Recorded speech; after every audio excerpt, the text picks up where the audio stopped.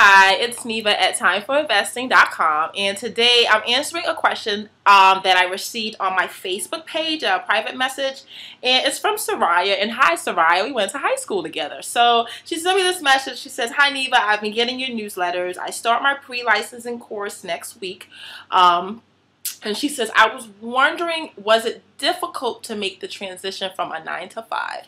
So I thought this was such an excellent question, and I know I've gotten other questions, I get emails, and this is one of those common questions. So I just wanted to share what I've learned leaving a 9 to 5 and working for yourself full time.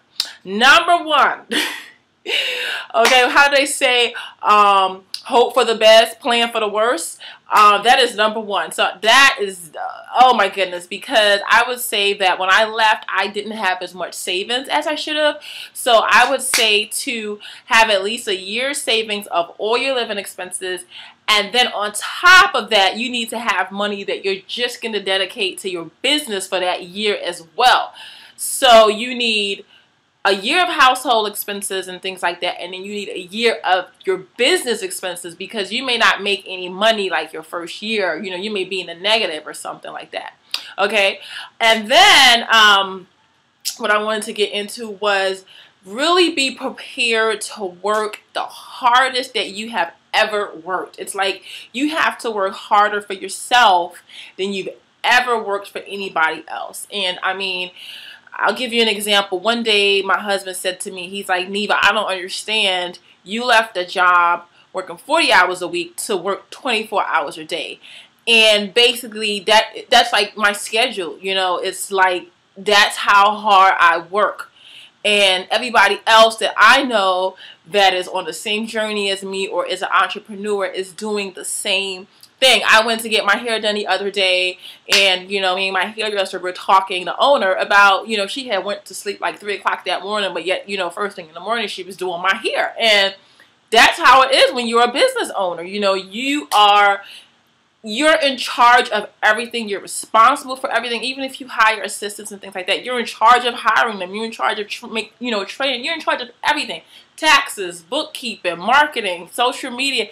So it's a lot of work. So you have to be prepared to be so dedicated and just be prepared to work the hardest that you have ever worked. Okay?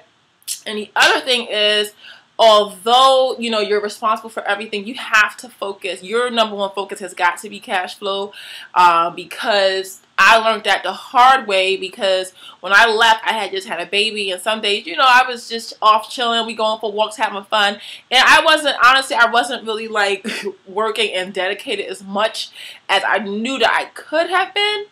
And so, once I started to have like cash flow issues where I'm closing one deal this month making $40,000, and the next month I don't make anything, I was like, oh, wait a minute, I need to focus more and be consistent and consistently bring in money. Otherwise, I'm not going to be successful.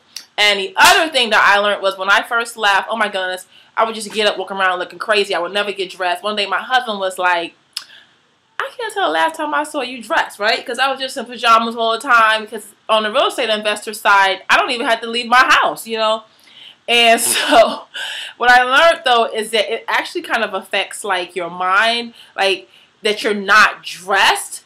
And so now I get up, get dressed, brush my teeth, even if I don't have like an appointment to go out to a house or something like that, I still get dressed. And it seems so like crazy and stupid, but please get dressed every day. Get up, take a shower, brush your teeth, eat breakfast, just like you're going, out to work for someone else. So those are my tips for my transition to 9 to 5. And if you work at it, you'll definitely be successful. Bye-bye.